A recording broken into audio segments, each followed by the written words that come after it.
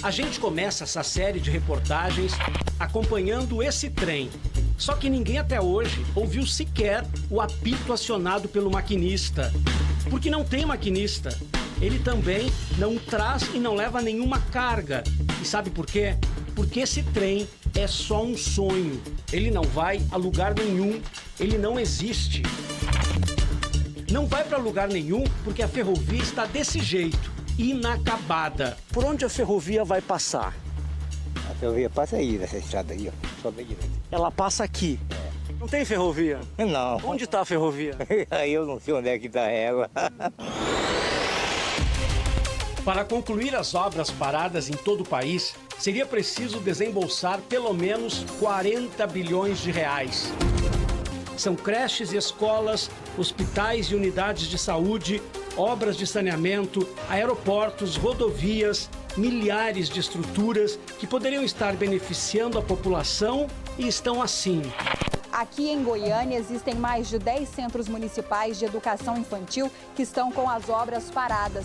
Aqui na Lomba do Pinheiro, periferia de Porto Alegre, este Centro de Artes e Esportes Unificados começou a ser construído em 2013.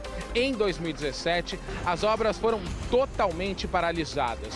Aqui em Teresina, a duplicação da BR-343 começou ainda em 2012, mas até agora não foi concluída.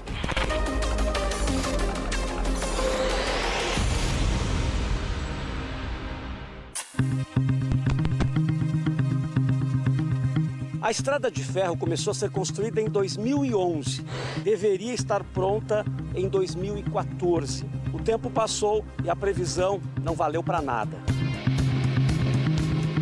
O projeto da ferrovia Oeste-Leste liga Figueirópolis, no Tocantins, a Ilhéus, no sul da Bahia. São quase 1.600 quilômetros de extensão. Ela foi criada para, de um lado, se encontrar com a Ferrovia Norte-Sul, que deve passar por 10 estados e também não foi concluída ainda.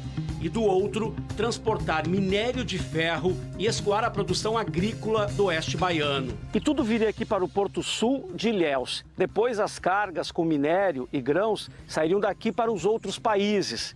Eu consigo ver o mar e a mata, só que o porto ainda não começou a ser construído. A licença ambiental só saiu em 2014, depois de 6 anos de discussão entre o governo e os ambientalistas.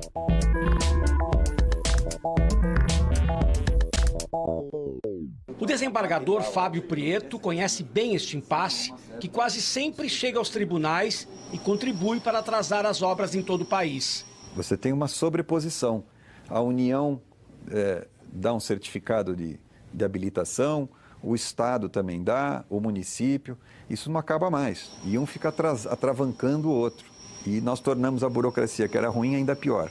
E quando parecia que as coisas iam engrenar, o governo da Bahia informou que faltou dinheiro para a obra sair do papel. Por que que o porto começa como sendo um porto público, de repente ele é um porto privado, aí depois aparece já o governo como sócio, apenas com 2% da sociedade e não tem recurso? Nenhum investidor vai colocar um investimento num porto se a ferrovia que traz as mercadorias para o porto não estiver sendo executada.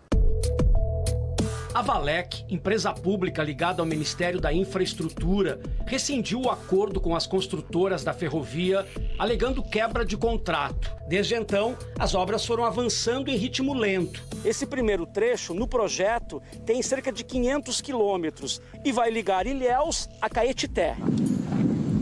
Os fazendeiros também reclamam que a ferrovia atravessa propriedades sem passagem de um lado para o outro. Vocês fazem o que para passar? Estamos passando aí, porque está abaixo ainda. Ah, tá. Mas a tendência não já subiu, não sei por quê. Houve um erro de projeto, ou seja, na hora de se conceber o traçado da ferrovia, não se pensou que a comunidade precisava ir e vir. Brumado tem 76 mil habitantes. Vive da extração do minério do ferro e da magnesita. Aqui tem um canteiro de depósito de material. Eu queria saber com quem que eu falo aqui em relação a tudo isso. Aqui é um canteiro. O problema é que saiu todo mundo para almoçar. Mas está funcionando? Não, a obra aqui está parada. A obra está parada. Nesta região que a gente encontrou, é isso. uma montanha de brita, um traçado da ferrovia com essas pedras, uma ponte e mais nada. O atraso na conclusão da ferrovia complica a vida dessa mineradora, que quando começar a operar, vai produzir cerca de 18 milhões de toneladas de minério de ferro por ano. De fundamental importância para o sul e sudoeste da Bahia, quando ela vai permitir uma mudança do desenvolvimento econômico do Estado. Quando a gente tiver em instalação, serão 10 mil empregos gerados de forma direta, indiretamente 20 mil empregos gerados.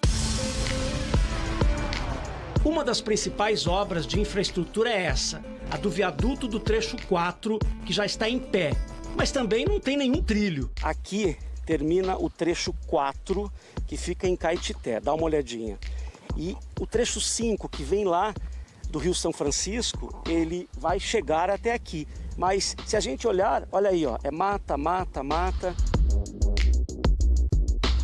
Prejuízo para nós que estamos pagando frete mais caro para exportar, prejuízo para o governo que tem uma obra que ainda não está em atividade, ou seja, não está rendendo impostos, nem está rendendo benefício de custo de produção para os produtores, e prejuízo para a sociedade que está pagando a obra sem poder usufruir dessa obra. E olha que os agricultores foram os primeiros a defender a construção da ferrovia.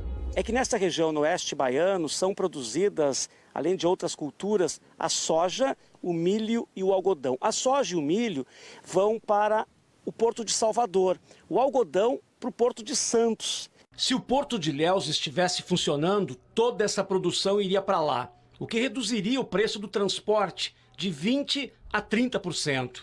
Para o consumidor haveria uma redução no custo do preço do óleo de soja, do custo do preço do quilo do frango, do quilo da carne de suíno, da carne bovina, nos confinamentos. Então teria uma redução em toda a cadeia. Pelos cálculos, o projeto da ferrovia custaria 6 bilhões e meio de reais. Mas quanto mais demorada a obra, mais cara fica. Não há recurso hoje para a gente aplicar na ferrovia e terminar a obra. Então qual é a estratégia? É trabalhar com iniciativa privada. Relatórios da Confederação Nacional da Indústria e do Tribunal de Contas da União apontam a má qualidade do projeto, o que inclui deficiências graves de traçado e falta de preparo para lidar com as desapropriações e ainda os impedimentos ambientais. E essa é apenas uma das quase 5 mil obras do governo federal que estão paralisadas. A conclusão de todos esses trabalhos agregaria mais de 115 bilhões de reais à economia brasileira e geraria 500 mil empregos, que desperdiçaram milhões de reais dos cofres públicos, mas até agora não estão servindo à população.